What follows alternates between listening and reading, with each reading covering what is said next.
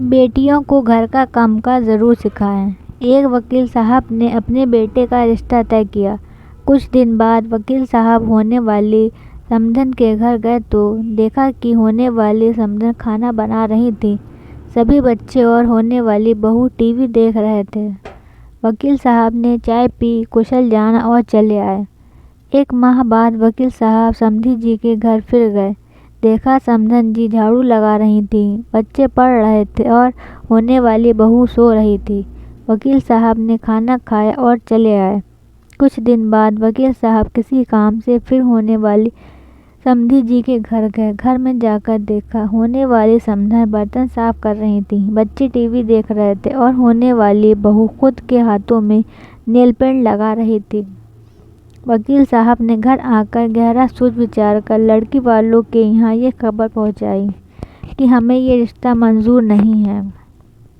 कारण पूछने पर वकील साहब ने कहा कि मैं होने वाली समधन के घर 3 बार गया। तीनों बार सिर्फ समधन जी ही घर के काम काज में व्यस्त थीं। एक भी बार मुझे होने वाली बहू घर का काम का करते हुए नहीं दिखी।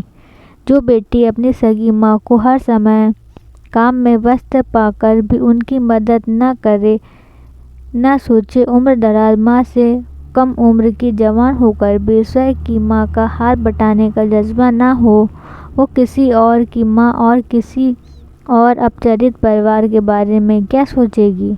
मुझे अपने बेटे के लिए एक बहू की आवश्यकता है, किसी गुलदस्ते की नहीं जो किसी फ्लावर पॉट में सजाया जाए।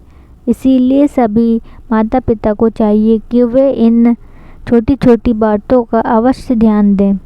बेटी कितनी भी प्यारी क्यों ना हो, उससे घर का काम काज अवश्य कराएं।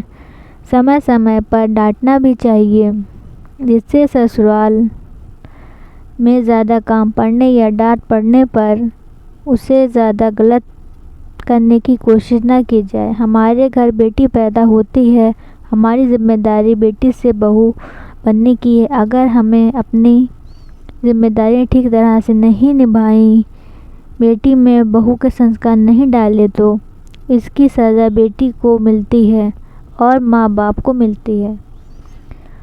जिंदगी भर गालियाँ, हर किसी को सुंदर सुशील बहू चाहिए, लेकिन भाइयों, जब हम अपनी बेटियों में एक अच्छी बहू के संस्कार डालेंगे तभी तो हमें संस्कारी बहू मिलेगी। ये कड़वा सच शायद कुछ लोग न बर्दाश्त कर पाएं,